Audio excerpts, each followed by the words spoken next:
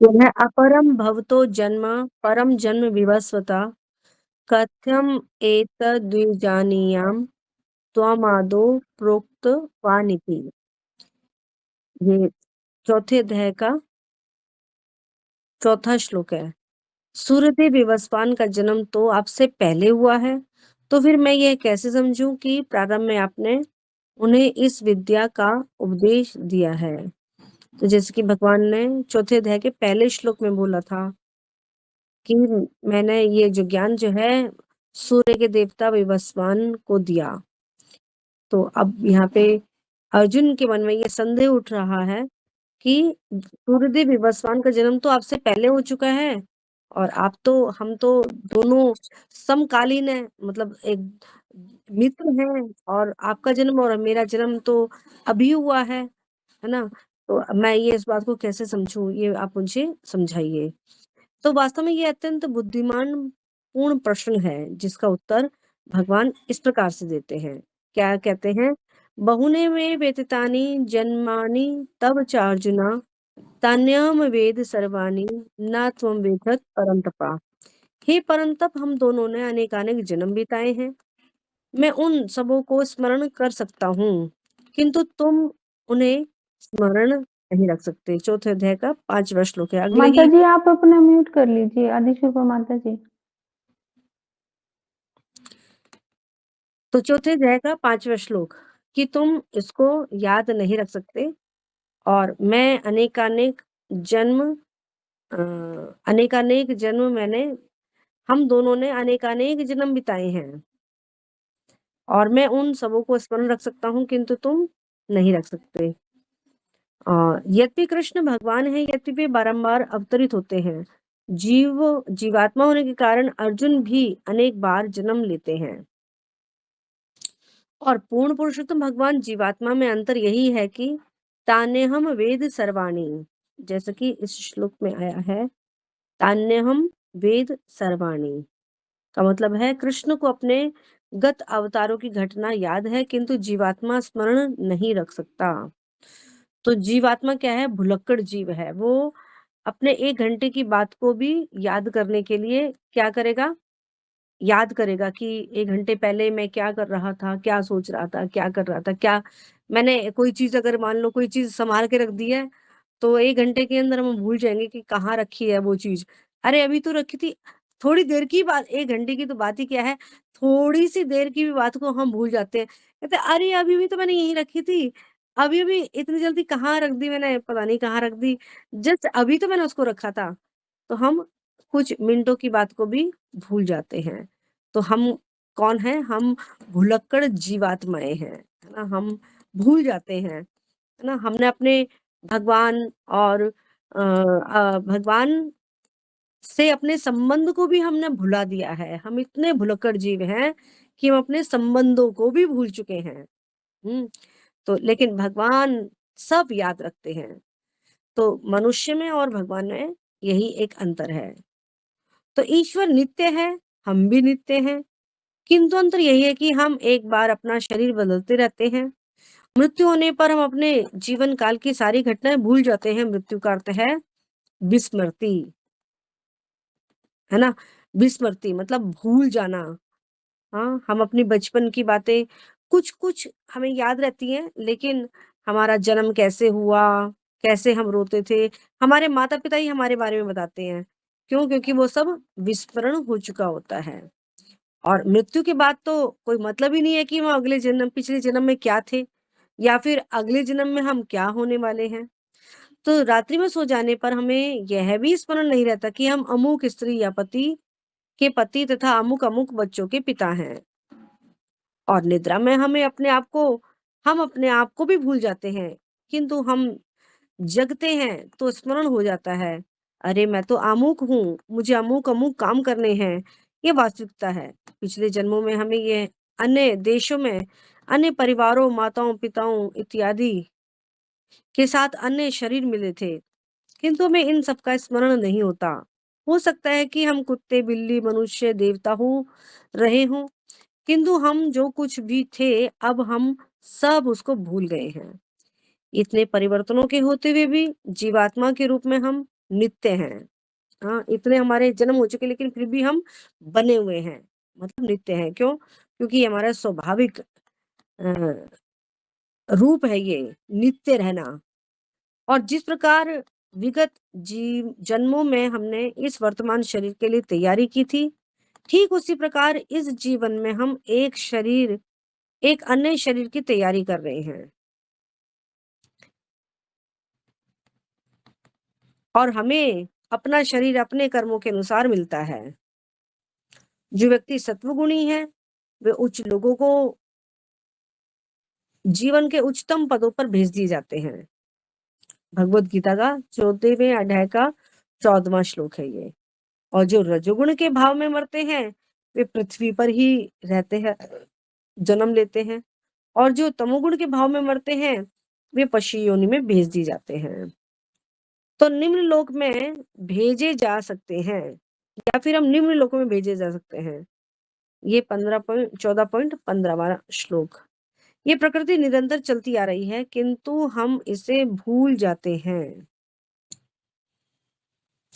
तो ये क्या है? चक्र है, ये चक्र है ना। ये चक्र पहिया, जैसे पहिया का जो एक पहिया होता है, वो ऐसे गोल गोल घूमता रहता है।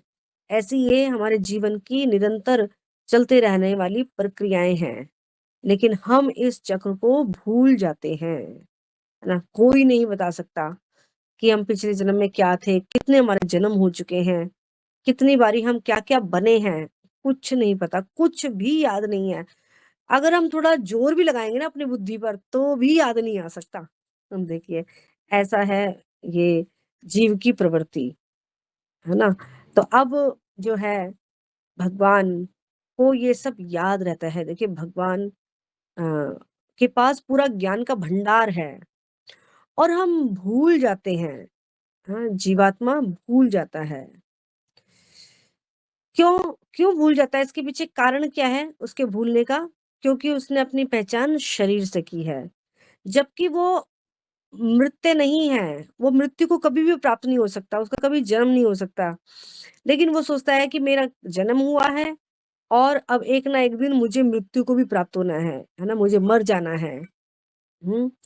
तो शरीर से अपनी पहचान करने के कारण जीव भूलता रहता है ना, भूलता रहता है, अपने आप को भूलता रहता है।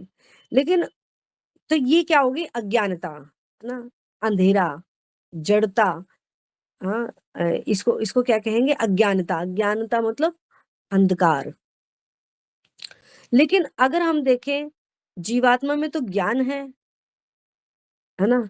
जीवात्मा में ज्ञान है, जीवात्मा में भूलने की प्रवृत्ति नहीं है। लेकिन ये प्रवृत्ति उसकी तब आती है जब वो इस शरीर में आ जाता है।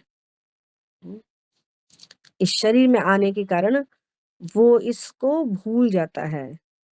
लेकिन जब वो आत्मा के स्तर पर आता है, तो इसको ज्ञान हो जाता है कि मेरा कभी जन्म नहीं हुआ, और कभी मैं मृत्यु को प्राप्त नहीं हुआ। हाँ, जब वो भगवत धाम चला जाता है ना, तो उसको फिर ये याद रहता है। क्या याद रहता है? कि कभी फलाने-फलाने समय में मैं नीचे गया था, उस पृथ्वी लोक में मेरा जन्म हुआ था, और मैंने अनेकानेक जन्म भोगे थे, और वो सारे जन्मों के कष्ट उसको याद रहते हैं। जैसे कि कहते हैं ना कि छाछ का जला फूँक-फूँक कर दूध का जला छाछ को भी फूँक-फूँक करके पीता है ना? दूध से अगर किसी की जीभ जल जाए, तो वो छाछ, है ना, क कहीं ये भी गरम ना हो, हाँ, उसको ऐसे फूँक मार-मार के पिएगा, क्योंकि उसको कि मैं फिर से अपनी जीभ जलाना नहीं चाहता। तो ऐसे ही जो भगवत धाम में पहुँच जाता है, उसको फिर ये ज्ञान रहता है कि मैंने अपने उस विगत जीवनों में बहुत कष्ट भोगे थे, और मैं फिर से उस गंदे संसार में, वो जो भौतिक जगत है, उसमें फिर से ना बाबा, मैं उसमें दोबारा लौटना नहीं पड़ता। मान लीजिए अगर कोई व्यक्ति कुएँ में गिर गया है, और कुएँ में गिर जाने के बाद उसको किसी न किसी तरीके से अगर बचा लिया जाता है, तो वो कुएँ के नाम से भी डरेगा, बस भाई मेरे आगे कुएँ का नाम भी मत लो, मुझे तो इतना डर लगने लगा है उस कुएँ के नाम से भी। मैंने उसको झेला है कि मैं वैसे कैसे गिर गया था उसमें और कैसे मुझे लोगों ने मुझे बचा लिया, तो मेरी जान बच के मेरा दूसरा जन्म मुझे मिल गया। नहीं अन्यथा मैं तो मर ही गया होता। वो मेरा तो दूसरा जन्म हुआ है ना? ऐसा कह करके वो उसमें फिर से जाना नहीं चाहता उस ओर, है ना? कुएँ में कुआँ का नाम भी नहीं सुनना चाहता, इतना भयभीत हो जाता है। तो ये जो भूलने की प्रवृत्ति है, ये किस कारण से है? ये इसी कारण से है कि जब वो अपनी पहचान शरीर से करता है। तो किसी समय स्वर्ग के राजा इंद्र ने अपने आध्यात्मिक गुरु के चरणों में अपराध किया और गुरु ने उन्हें शूकर के शरीर में जन्म लेने के लिए श्राप दे दिया। तब इंद्र शूकर बनने के लिए पृथ्वीलोक में चले गए और स्वर्गलोक का सिंहासन खाली हो गया। यह स्थिति देखकर ब्रह्मा पृथ्वी पर आए। उन्होंने शूकर को संबोधित करते हुए कहा, हे महोदय, आप पृथ्वी पर शूकर बन गए हो। मैं आपका उद्धार करने आया हूँ। आप इसी समय मेरे साथ चलो। लेकिन शूकर ने जवाब दिया, मैं आपके साथ नहीं जा सकता। मेरे अनेक प्रकार के उत्तरदायित्व हैं, मेरे बच्चे हैं, मेरी पत्नी है, सुंदर सुकर समाज है। यद्यपि ब्रह्मा ने इंद्र को स्वर्गलोक वापस ले जाने का वचन दिया कि मैं तुम्हें हाँ, वापस ले जा सकता हूँ, किंतु शूकर महाशय ने इसके लिए शूकर के रूप में इंद्र ने वहां जाने से इनकार कर दिया है। देखो चित्र भी दिखा रखा है यहाँ पर। ब्रह्मा जी आए हैं। कहीं किसी जगह में तो शायद नारद जी बताए हैं कि नारद जी आते हैं, है ना? हमारी बुक में तो नहीं है माता जी। है ना? नारद जी का लिखा हुआ है ना? अच्छा ब्रह्मा जी सुना है। पता नहीं कहीं ऐसी हमने लेक्चर में कई बारी सुना है तो शायद बताते कि शायद नारद जी आते हैं उनके पास। हाँ, ये हो सकता है। अलग कल्प में क्या पता ब्रह्मा जी आए हों, वो आए हों, नारद जी आए हों, लेकिन इसमें तो ब्रह्मा जी का नाम दे रखा है। तो यही क्या है विस्मृति है ना? हम अपने पद को भूल चुके हैं, हमारा पद क्या है, हमारा भगवान से संबंध क्या है, हम उस संबंध को विस्मृत कर चुके हैं। इसी प्रकार श्री कृष्ण आते हैं और हमसे कहते हैं, हम इस भौतिक संसार में क्या कर रहे हो? तुम इस भौतिक संसार में क्या कर रहे हो? सर्वधर्मान् परित्यज्य मामेकं शरणं व्रज। मेरे पास आओ और मैं तुम्हारी हर प्रकार की रक्षा करूँगा। किंतु हम कहते हैं, हे महोदय, मैं आप पर विश्वास नहीं करता, है ना? किसने कौन भगवान है ये? कोई किसने इनको भगवान कह दिया कृष्ण को? कृष्ण तो भगवान नहीं है। ये सब किताबी बातें हैं। ये सब भगवान थोड़ी आके लिखे गए हैं। भगवान ने किसी को देखा है क्या? अ, ऐसे अलग-अलग प्रकार की लोग कितनी टिप्पणियाँ करते हैं और भगवान की शरण ग्रहण नहीं करते। मुझे यहाँ अत्यंत आवश्यक कार्य करने हैं। बद्ध जीव की यह स्थिति है विस्मृति। तो ये बद्ध जीवन के कारण उसको ये विस्मृति के गर्त में डाल दिया जाता है ना? तो ये भी देखिए जीवात्मा की ये बहुत बड़ी भूल है ये बहुत बड़ी सजा है उसके लिए ये, है ना? भुला देना, हाँ? अगर किसी व्यक्ति की याददाश्त चली जाए, तो ये उसके लिए कितनी बड़ी सज़ा हो जाती है ना? उनके घरवालों के लिए और उसके लिए स्वयं के लिए, कि वो अपने आप को ही भूल गया है, अपने परिवार के बीच में रह रहा है, लेकिन वो किसी को पहचानता नहीं है, किसी को जानता नहीं है। तो कितनी बड़ी विडंबना है ये उसके साथ। हाँ, कितना बड़ा कष्ट है ये, लेकिन हम इस कष्ट को कभी महसूस ही नहीं करते हैं, है ना? फिर भी आनंद में रहना चाहते हैं जैसे कि वो सूकर रह रहा था। हाँ, देखिए वो इंद्र के पद पर था और कहाँ वो सूकर कीचड़ में रह करके अपने सूअर परिवार को बनाए हुए आनंद पूर्वक रहना चाह रहा है। ठीक है, इसी प्रकार से हमारी भी स्थिति ऐसी है कि हम भगवान की संतान है, हमारा भगवान से संबंध है। हम बहुत धनवान परिवार से हैं, है ना? हमारे पिता बहुत धनवान हैं। हाँ, हमारा रूप बड़ा सौंदर्यवान है ना? भगवान के गुणों से ओत-प्रोत हैं हम लोग भी सब, लेकिन हम उसको उन सब चीज़ों को भूल चुके हैं। फिर भी हम क्या करते हैं, छोटी-छोटी चीज़ों के लिए दुकानों पर गिड़गिड़ाते हैं। नहीं जी इतने पैसे कम कर लो, इतने पैसे कम कर लो। ये नहीं पता वो खुद इतना धनवान है ना? उसके पार अपार धन का हाँ, पुत्र है वो। तो ये सब चीज़ें वो भूल गया है। तो ये जीव की कितनी कठिनाई की दुर्दशा है ये, हाँ, कि वो अपने आप को भूल चुका है, विस्मृति के गर्त में आ गया है। तो गुरु शिष्य परंपरा के मार्ग का अनुसरण करने से ये विस्मृति तुरंत दूर हो जाती है। ना, जब गुरु का आशीर्वाद प्राप्त होता है, तो ये कमी है ना निकल जाती है। धीरे-धीरे वो अपनी वैधानिक स्थिति में फिर से लौट आता है और उसको ये आभास हो जाता है कि मेरा संबंध तो मेरे भगवान से है ना? मैं जीवेर स्वरूप होएर कृष्णेर नित्य दास, कि जीव का स्वभाव तो क्या है कि वो भगवान का दास है ना? तो ये हमारी स्थिति होनी चाहिए और इस स्थिति में आने के लिए गुरु का आशीर्वाद, भगवान का आशीर्वाद होना अत्यंत आवश्यक है और ये एक प्रक्रिया है ना? ये एक प्रोसेस है जिससे कि हम उसको अपनी स्वाभाविक स्थिति में आ सकते हैं। अगर हम और कोई तरीके अपनाते हैं, तो हम अपनी स्वाभाविक स्थिति में लौट नहीं सकते। हाँ, अगर हम प्रामाणिक स्थिति में आकर के प्रामाणिक साधनों को, प्रामाणिक विधियों को अगर हम अपनाते हैं, तो हम निश्चित रूप से अपनी सही स्थिति में लौट सकते हैं। है ना? गुरु कृष्ण प्रसादे पाए भक्ति लता बीज। तो वो जब लता का बीज हमें प्राप्त होता है और उससे हम श्रवणम कीर्तनम की उस प्रक्रिया से अपने उस भक्ति रूपी लता को जब ऊपर उठाते हैं, तो हमें धीरे-धीरे ये आभास होने लगता है कि मेरा संबंध भगवान से क्या है। तो ऐसे इस्कॉन में ऐसे बहुत सारे भक्त हैं, जो इस बात को रियलाइज़ कर चुके हैं कि मेरा भगवान के धाम में क्या संबंध है। हुँ?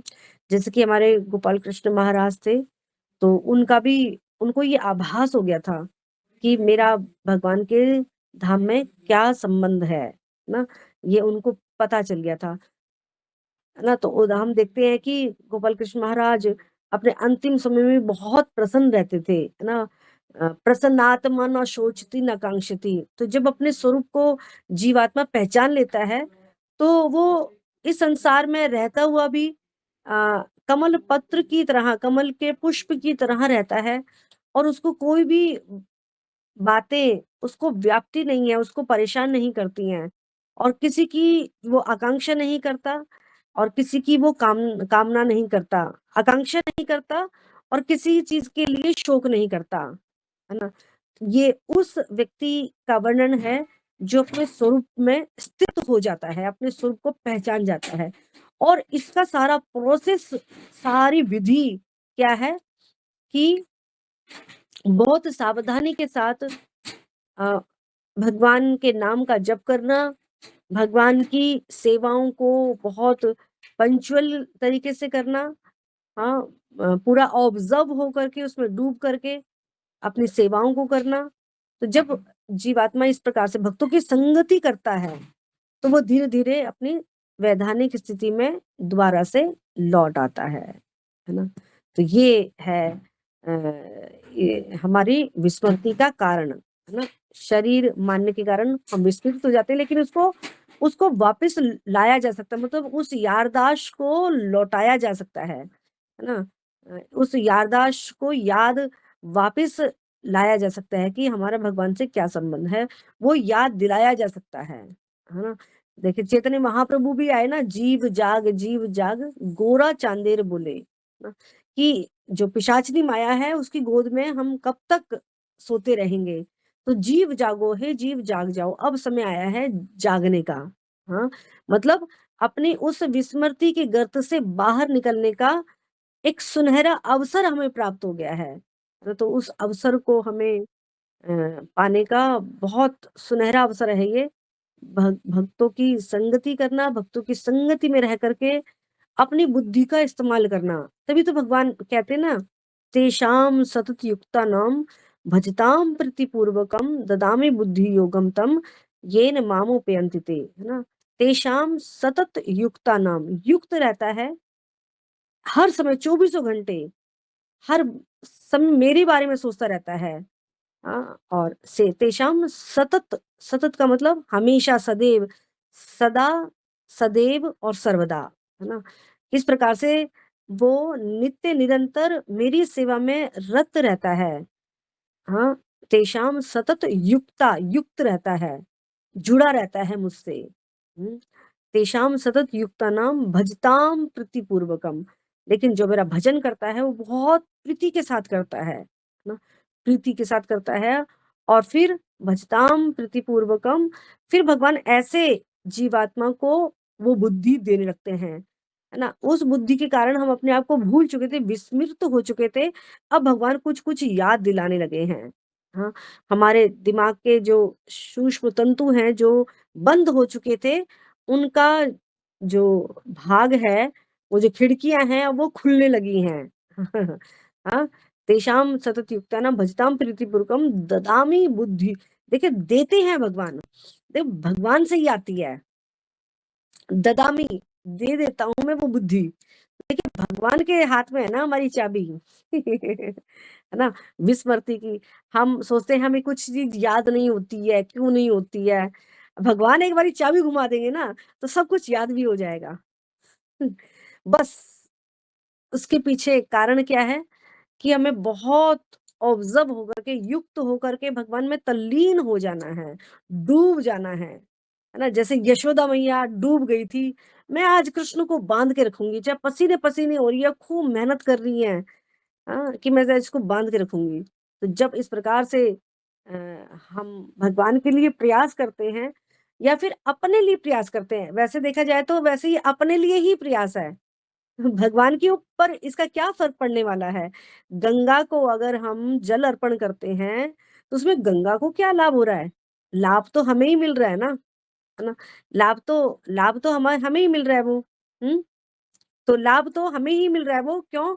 क्योंकि ये लाभ से हम लाभान्वित हो सकते हैं और अपने उस स्वाभाविक स्वभाव को हम पहचान सकते हैं। हुँ? तो भगवान क्या देते हैं? ददामि बुद्धि योगम, है ना? कैसे मुझ तक आना है? माम उपयंति ते, है ना? माम का मतलब मेरे पास वो आसानी से, सरलता से आ सकता है ना? वो बुद्धि भगवान दे देते हैं हमें। तो इसलिए हमें क्या करना चाहिए कि भगवान की भक्ति में अपने आप को लगाना है। ठीक है, तो यहाँ पे आप लोगों का अब नया चैप्टर शुरू हो रहा है। तो अभी किसी का कोई प्रश्न है, कोई चर्चा है, तो कर सकते हैं। है किसी का कोई प्रश्न?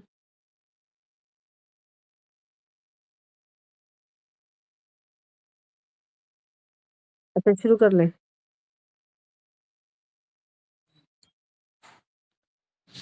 ठीक है, कृष्ण के प्रकाट्य तथा कार्यों का ज्ञान। तो हमारे भीतर प्रकृति की 2 शक्तियाँ कार्य कर रही हैं। एक के द्वारा हम यह निश्चित करते हैं कि हम इस जीवन काल में आध्यात्मिक उन्नति करेंगे। हमारे बहुत भीतर हमारे भीतर प्रकृति की 2 शक्तियाँ कार्य कर रही हैं। एक के द्वारा हम यह निश्चित करते हैं कि हम इस जीवन काल में आध्यात्मिक उन्नति करेंगे। लेकिन दूसरे ही क्षण दूसरी शक्ति माया कहती है, तुम यह सारा कष्ट किस लिए उठाने जा रहे हो? इस जीवन का भोग करो और आराम से रहो। तो देखिए माया कैसे ठगती है हमें। माया के माता रूप जी, में हरे कृष्ण माता जी, दंडवत प्रणाम।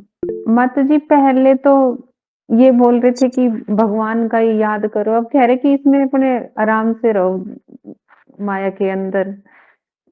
तो माता जी, कैसे समझे हम कितने भी मैं बता कोशिश रही हूँ कर ना, ले, लेकिन हो नहीं पा रहा है भगवान पे ना। बिल्कुल तो अपने वो लिए तो दो थोड़ा दो बहुत शक्ति है करते भी ना। चलो। देखिए यहाँ पे बता रहे हैं ना, 2 शक्तियाँ काम कर रही है हमारे भीतर। एक अच्छी वाली होती है, एक बुरी वाली होती है ना? कई कई लोग कहते हैं हमारे अंदर ना 2 मन है, एक अच्छा वाला मन है, एक बुरा वाला मन है। लेकिन वो मन बुरा वाला नहीं होता, ना कोई अच्छे वाला, है ना? वो हमारी बुद्धि जो होती है ना, बुद्धि जैसी होती है, उसी के अनुसार माया काम करती है। हम एक बुद्धि कहती है जब वो भक्तों का संग करती है, तो कहे नहीं-नहीं मुझे ना कल से ज़रूर उठना है और मुझे माला जप करनी है। देखो भक्तों ने कहा था कि ये हमारे लिए बहुत उन्नति करने वाला है, आध्यात्मिक उन्नति हमारी इससे होगी, तो हमें ना रोज़ जो है जल्दी उठना ही उठना है। लेकिन दूसरे ही क्षण में जैसे ही माया शक्ति हमें क्या कहती है, "अरे उठ जाना ना पूरा दिन है, हाँ? पूरा दिन पड़ा हुआ 24 घंटा पड़ा हुआ है, सारे दिन तो खाली हो, किसी भी समय कर लेना माला, अभी थोड़ी देर सो जाओ, सो जाओ।" तो कैसे मन हमारे ऊपर काम करता है? मन हमारा तब काम करता है ज जो हमारी बुद्धि में बैठ जाती है बात। हमारी बुद्धि में जो बात बैठ जाएगी ना, उसी पर मन काम करेगा, है ना? मन अगर ये कहेगा कि अगर हमारी बुद्धि में ये बात बैठ गई कि देखो मेरे को ना अपना शरीर भी स्वस्थ रखना है और 6 घंटे की नींद काफ़ी है, 6 घंटे की नींद काफ़ी है। तो मान लो अगर वो उठने जा रहा है और उस समय उसकी 6 घंटे की नींद पूरी नहीं हुई है, तो तुरंत मान लो अगर उसकी 3 बजे आँख खुल गई है, तो वो एकदम तुरंत उसका मन कहेगा, "अरे! अभी तेरी 6 घंटे की पूरी नींद पूरी नहीं हुई है, सो जा, तू बीमार हो जाएगा नहीं तो।" और वो तुरंत मन की बात मान लेता है और तुरंत रज़ाई में घुस जाता है ना? तो भगवान तो हर एक जीवात्मा की हमारी इच्छा के अनुसार देखिए, इच्छा होती है हमारे मनों के अंदर। मन का काम होता है इच्छा करना, सोचना, लेकिन बुद्धि निर्णय लेती है ना? बुद्धि में जो बात फिक्स हो जाती है ना, उसी को मन कहता है। अब देखिए कह रहे हैं ना 2 प्रकार के हमारे अंदर शक्ति है। एक अच्छी वाली जो हमें आध्यात्मिक उन्नति के लिए प्रेरित करती है, जिसको हम कह सकते हैं परमात्मा की आवाज़ है वो। या फिर दूसरी कहेंगे जो मन है ना, अभी अभी देखिए कलयुग में क्या हो रहा है? कहते हैं ना कि असुर ने कहाँ पर डेरा डाल लिया है अभी कलयुग के अंदर, मनों के ऊपर, है ना? मनों के ऊपर बैठ गया है। हमारी ऐसी आसुरी बुद्धि हो गई वो हो गई है, हमारा मन हो गया, हमारे जो मन है, वो उसी प्रकार से काम करेंगे और जो माया है फिर वो भी वहीं पर अटैक करती है।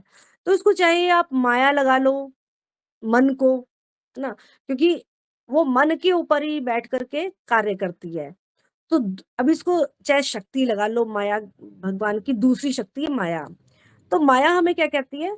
जो हमारा मन कहता है ना, उसी को समझ लो वो माया बोल रही है। और जो दूसरी जो शक्ति है, वो आध्यात्मिक शक्ति है मतलब परमात्मा की शक्ति है और वो हमारी आध्यात्मिक शक्ति भगवान से कनेक्ट होती है। तो दूसरी शक्ति माया कहलाती है, तुम ये सारा कष्ट किस लिए उठाने जा रहे हो? इस जीवन का भोग करो और आराम से रहो। विस्मृति के गर्त में गिरने की यह प्रवृत्ति ही ईश्वर तथा मनुष्य के बीच का अंतर है। विस्मृति के गर्त में गिरने की यह प्रवृत्ति ईश्वर और मनुष्य के बीच का अंतर है ना? तो ये अंतर हो गया है, भगवान ने हमने भगवान को भुला दिया है, तो अंतर हो गया मतलब दूरी आ गई है, भगवान से और हम में दूरी हो गई है। हुँ? विस्मृति में आने के कारण भगवान से हमारी दूरी हो गई है।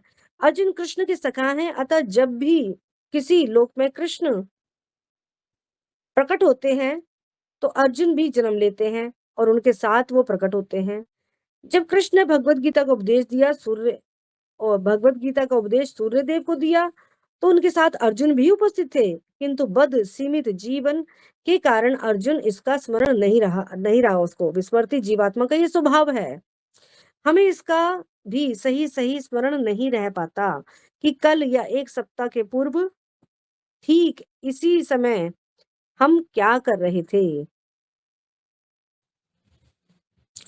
और यदि हम इतना भी स्मरण नहीं रख सकते, तो भला विगत जीवनों में जो घटित हुआ है, उसे कैसे याद रख सकते हैं? यहाँ पर हम यह पूछ सकते हैं कि ये कैसे होता है कि कृष्ण तो स्मरण रख सकते हैं और हम नहीं रख सकते? इसका उत्तर यह है कि कृष्ण अपना शरीर नहीं बदलते। देखा, यही कारण है ना, हम अपने शरीर बदलते जा रहे हैं, इसके क्योंकि हमने अपनी पहचान शरीर से कर ली है। आत्मा से अपनी शरीर हमने अपनी पहचान नहीं करी है ना? शरीर से अपनी पहचान करने के कारण हम अपनी उस आत्मा के स्वभाव को भूल चुके हैं। है ना? आत्मा का क्या स्वभाव है? कौन है आत्मा? कैसी है आत्मा? क्या है उसके लक्षण? इन सब को हम भूल चुके हैं।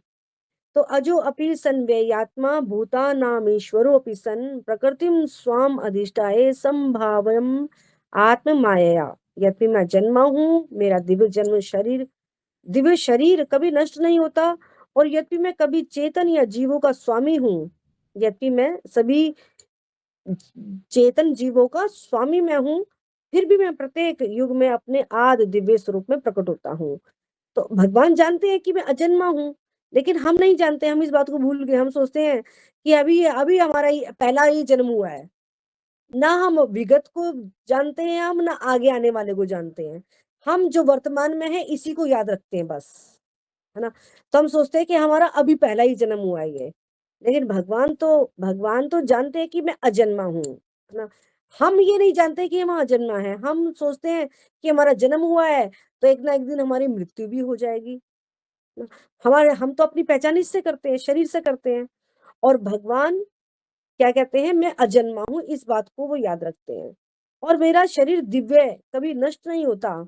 देखिए, हम भी अगर इस बात को सोचें कि मैं अजन्मा हूँ, है ना?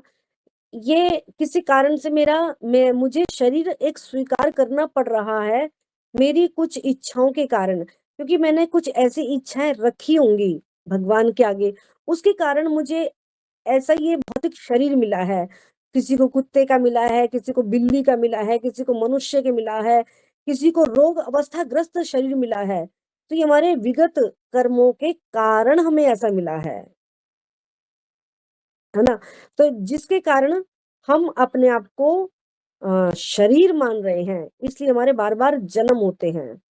लेकिन भगवान का कभी जन्म नहीं होता और जीवात्मा का भी कभी जन्म नहीं होता।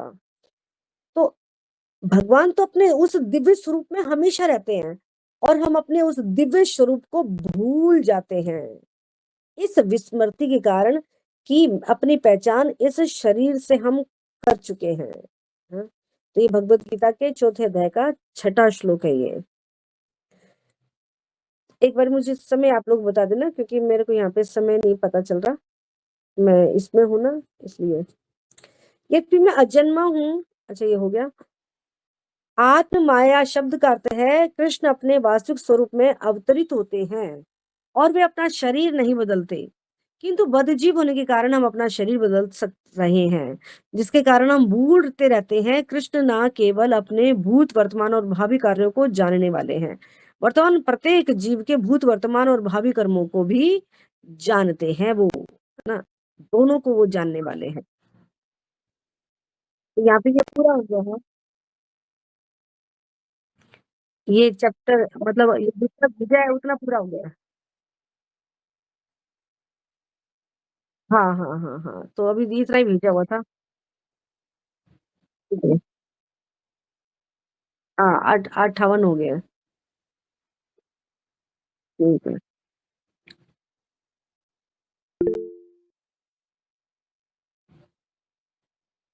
हरे कृष्णा माता जी, दंडवत प्रणाम, सभी के चरणों में दंडवत प्रणाम। माता जी, जैसे आपने बताया कि हमें याद नहीं रहता कि हम अपने शरीर, आत्मा, क्या चुप हो, हम अब हम अपने आप को शरीर समझते हैं, आत्मा नहीं। फिर माता जी हम कोशिश तो करते हैं, लेकिन हम तो नहीं कर पाते कि हम आत्मा है, मतलब 1-2 दिन तो ऐसे रहेगा कि हम आत्मा है, जैसे उसके ऊपर थोड़ा सा वो करेंगे मेडिटेशन, पर लेकिन वैसे तो नहीं आ पाता रूटीन में। ये कृत्रिम रूप से करने से आएगा भी नहीं, है ना? बनावटी रूप से हम आ भी नहीं सकते, क्योंकि अनादि काल से इसी जन्म की बात नहीं है ये, अभी-अभी हमें ये बात पता चली है, तो हम जान जाएँगे, अच्छा हम ये शरीर नहीं, हम आत्मा हैं। ऐसे ही एक प्रवचन प्रभुपाद दे रहे थे बहुत लंबे अरसे से, इसी एक ही